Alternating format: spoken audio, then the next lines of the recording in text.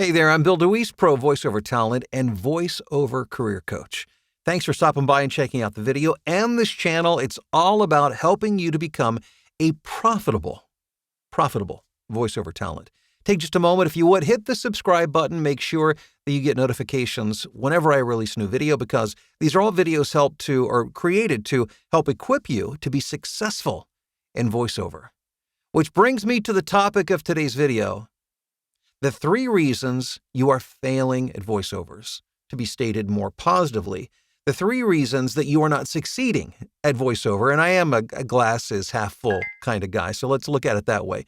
There are 3 things that are keeping you from success in voiceover, and I want to talk about those individually today, that in hopes that the light will go on and you'll be able to clearly see the obstacles that are between you and success, which again, I'm talking specifically about profitability. The ability to make a living recording voiceovers, to be able to support yourself and your family and to live the kind of life and lifestyle that you want.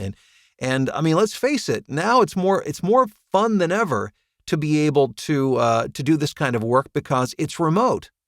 I mean, if you want to go on vacation, you can take a mobile rig with you and you can work, from wherever you're at. It provides you the flexibility that we never had before when you actually had to go to somebody else's studio to do the work. And that's a whole other topic for a whole other video. But all that to say, I want you to succeed in voiceover. So let's talk about the 3 things that are causing you to fail, that are keeping you from success in voiceover. Number 1, 90% of your success or failure, and you may have heard this before, and it sounds cliche, but it is so true. I have worked with so many people over the years, and I can tell you without any hesitation, this is the main issue. You think you're not good enough.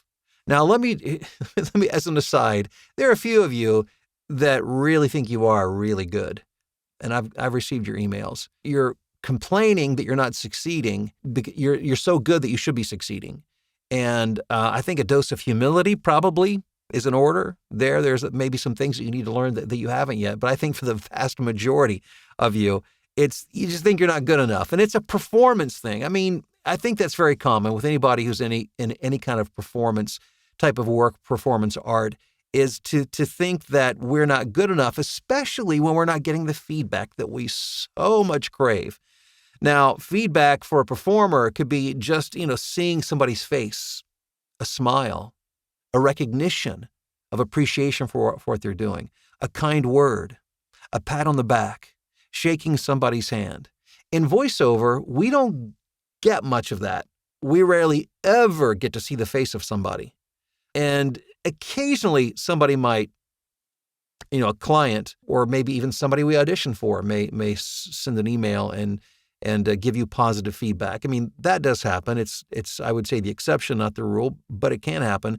But the ultimate feedback in voiceover is, it's pay, it's money for what we do. And if we're not getting work, then we very quickly can start going down a rabbit hole of, oh my gosh, why did I ever think that I could do this? I suck. I'm awful. I'm not talented. I just don't have the ability. And believe me, I understand what that feels like, because, I've gone through all the same stuff that you're experiencing now. And I will never forget, and I think this is an important story to share, and I think you'll understand where I'm going with this. I'll never forget my first job in voiceover. I had worked very hard. Lots and lots and lots and lots of auditions. And I just, nothing was happening. And the company I'd worked for was going out of business. So in the midst of trying to build a voiceover business, I was checking the classified ads every day, looking for a job too, because I needed to make money to survive, and support my family. And I just started to think, what was I thinking? I knew I wasn't good enough. What made me think? Why did I decide to put myself through this torment? And then it happened. I just kept doing the work. And one day somebody hired me. And I remember it was on the voices.com platform. I'll never forget it. Of all the jobs I've done, that one I will never forget. Not because it was a big client or it was a huge payday, but somebody hired me for a job. And the light went on, because I remember thinking, well, if this person saw value in what I do and they're willing to hire me, I bet there's somebody else out there who would hire me as well. And then after that happened, then I began to think, well, I bet there's multiple people. It's proof of concept. Okay, I proved that what I've done is valuable to somebody, at least one person, now two people, maybe there's a third and a fourth. Well, before I knew it, I had a steady stream of clients and income, but it took a while to get there. And I had to work through all kinds of crazy thoughts to get there because I questioned myself continuously. So questioning yourself is absolutely normal. It doesn't mean that you're not good. And good enough, let's talk about good enough for just a second. Most people in voiceover think not being good enough means that they don't sound good enough, that they don't perform very well, that their voice doesn't sound good. And that's not what gets you work in voiceover. People hire you in voiceover because they connect with you. For some reason, they believe you. There's this sense, this feeling that you're the real deal and that they can trust you. They're compelled to listen to you. In your real life, think of it this way. Are there people in your day-to-day life that like you, that love you, that trust you, that enjoys your company? Of course there are. In voiceover, there are people that once they get a sense of who you are, they will like you, they will trust you, they'll be compelled to listen to you. Why? Because you are a great performer? No.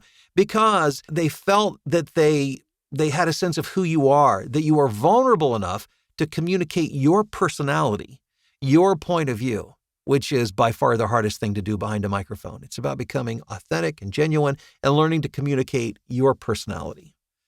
And that's a whole thing. We could create videos, volumes of videos on that. And that's something that I work with my students a lot in the voiceover blueprint, because it's ultimately at the end of the day, not about how great you sound. It's about how real you are. And people will trust you. You'll make them feel something and they will trust you. So you are good enough. All right. So we've debunked number one. You think you're not good enough? Yeah, you are good enough. It's just a matter of learning the skill of being yourself behind the microphone. Number two, your tools aren't good enough.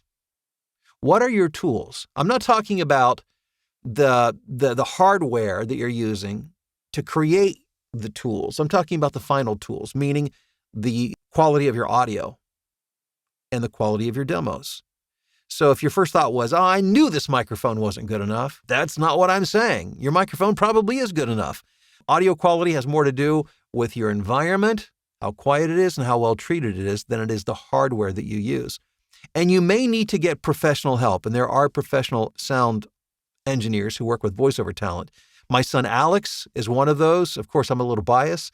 Alex is a professional sound engineer. He lives in Chicago, and what he does full-time is he works with voiceover talent in creating, they're helping them create an environment to create quality audio and to set up their equipment properly and to use the right software and the plugins and setting things up so that they sound really great. And by the way, we'll put a link to him in the description below, so that if you want to contact him to get an analysis of your audio and get some help, you can do that. The other is your demo or your demos.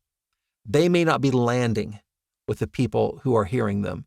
Now, you have probably heard me talk about DIY demos, do-it-yourself demos. Let me take just a moment to clarify and talk about that, because several years ago, you wouldn't have heard me talk about that, because when you go, a few years back, it was a little different. Before the gig economy became really what it was, you had to go through gatekeepers, possibly unions, certainly agencies. There was not as much content being created. The content that was created cost a lot to create, and usually the people, that recorded the voiceovers got paid. Generally, the rates were higher at that point. It's supply and demand. It's economics. It's supply and demand. So you had to to compete in that market, you had to have a pro demo if you want to compete for those few jobs that were out there. Today, the market is completely different. The economics is flipped it on its head, because there is a plethora of content. Everybody's a content creator. It's cheap and easy to create content. And because of that, and because of the technology, it's easy to communicate directly with clients. And so now there's a whole level of voiceover that I'll call entry level. It used to be, there really wasn't much of an entry level of voiceover years ago. I mean, when you jumped in, you were in the deep end of the pool. But today, you can get jobs that aren't going to pay as high as what you'll get down the road a few months or a few years from now. And you can get those jobs with a well-produced DIY demo. And if you want more information on how to do that, these are all things I cover in my voiceover blueprint program, and link in the description.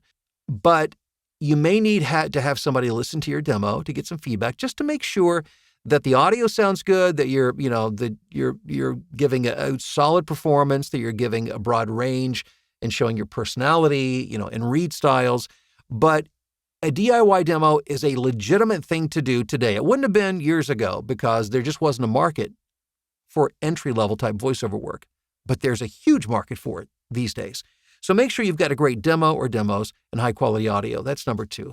Third, and finally, you're not working the numbers. This may be the single biggest barrier to success in voiceover for many people because they think like performers and not like business people.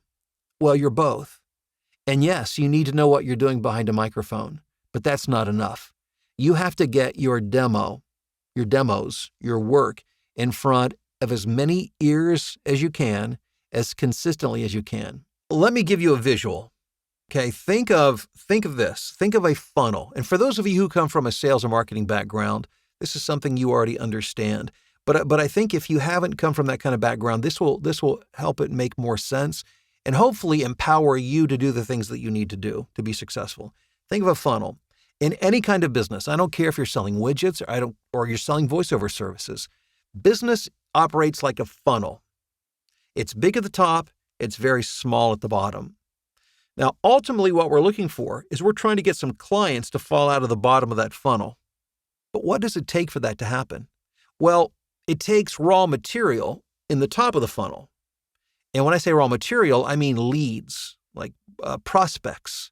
And then hopefully they become warmer prospects as they listen and respond and like what you do.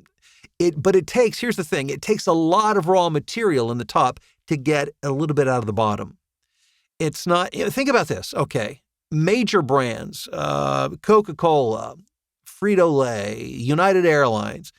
Did you just hear about them once, long ago, and then they assumed at that point that you knew who they were and you would just buy their products? No. They understand that your attention span, my attention span is short. We forget about people and things. And unless they stay in front of us, we're going to forget and we're not going to buy or use their products. It's the same in any business and in marketing. You've got to get people into the funnel. And then while they're in the funnel, you have to have a marketing communication plan to stay in front of those people. I've had clients, it's taken as long as 10 years to get a job once I contacted them. I'm not suggesting that it's going to take you 10 years to get work. That's not what I'm saying at all. What I'm saying is, for some people, it's timing. It's just a matter, they don't need you now. They don't need you today. They might need you next week. They might need you next month. They might need you a year from now. But your job is to make sure they don't forget about you in the meantime. But you have to feed a lot into the top in the form of emails, auditions, submitting proposals on freelance platforms, postcards, there's a social media. There's a plethora of ways to do that. What matters is that you keep feeding into the top of the funnel, because occasionally one will drop out of the bottom. But as soon as you quit doing the work of marketing, as soon as you slow that down or quit, the funnel dries up. It takes a lot of work to get a job. It takes a lot of work to develop a client. But here's the good news. Over time, you build momentum. And what at first took a lot, it took you 10x of energy to get 1 unit of production, will later take 1x of energy to get 10 units of production, meaning you'll be able to you'll have the plate spinning, and you can occasionally do a little bit to keep it going, but you'll continue to get the results because you fed the machine early on. You've got to put the material into the top of the funnel to get anything out. And if you stop doing that, you cease to have a business. Maybe not today, but eventually it will just dry up. So, in summary, there are 3 reasons why you are failing at voiceover. You think you're not good enough, and that's not the issue. You just haven't learned to be vulnerable enough to express your personality behind a microphone. Number 2, your tools aren't good enough. Your audio quality may not, meet standard, and your demos may not be done well enough. And that just takes a little bit, get some feedback, do a little bit of work. You can get that taken care of. Number 3, you're not working the numbers. And this by far, I think, is the biggest because it requires concerted effort. It's not a one-time thing. It's not a sprint. It's a marathon. And every day You have to keep feeding the funnel, feed the funnel, feed the funnel. And eventually, one will drop out of the bottom, and then two, before you know it, you've got a nice book of business of people who regularly seek you out and pay you for your voiceover services, which is the ultimate goal of having a successful voiceover business. Thanks so much for checking out the video. I do wish you great success. Make sure you check out below in the description because I've got a lot of resources for you and links you can click there and you can check all of that out. Thanks for being here and checking out the video. I look forward to talking to you again very, very soon.